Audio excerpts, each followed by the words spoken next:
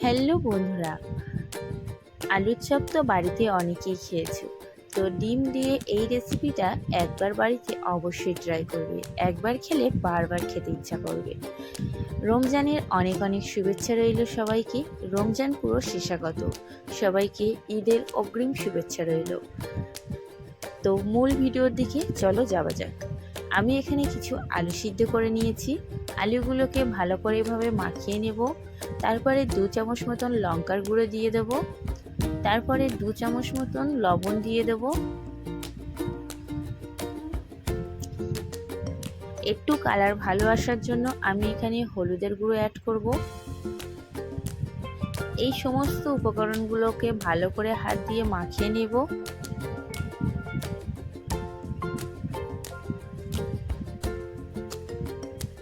মাখিয়ে নেবার পরে ঠিক এই পর্যায়ে এসে দাঁড়াবে।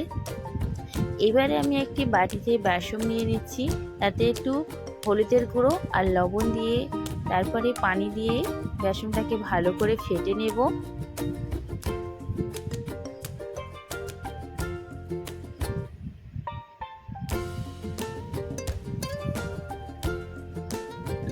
ডোটা আপনারা বেশি মোটাও বানাবেন না, বেশি পাতলাও বানাবেন না, ঠিক মাঝামাঝি পর্যায়ে রাখবেন।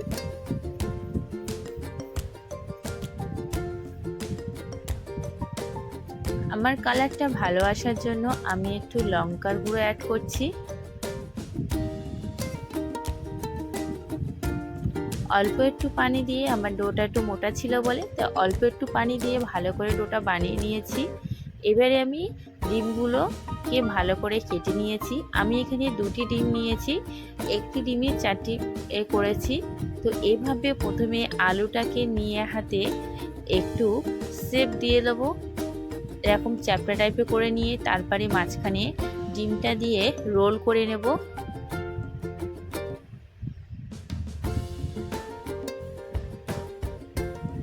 আপনারা দেখতেই পাচ্ছেন আমি তেলে অলরেডি একটা দিয়েছি, সেটা প্রায় হয়ে এসছে।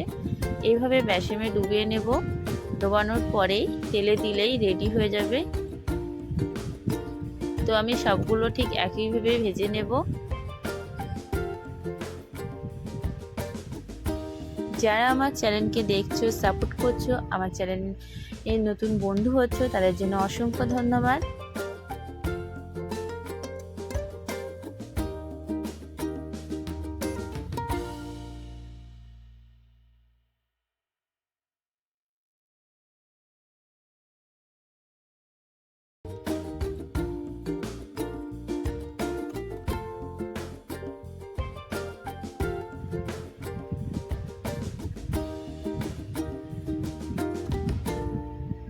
তো আমি তোমাদেরকে ভিতরের অংশটুকু কেটে দেখাবো কতটা পারফেক্ট এবং সুন্দর দেখতে লাগছে।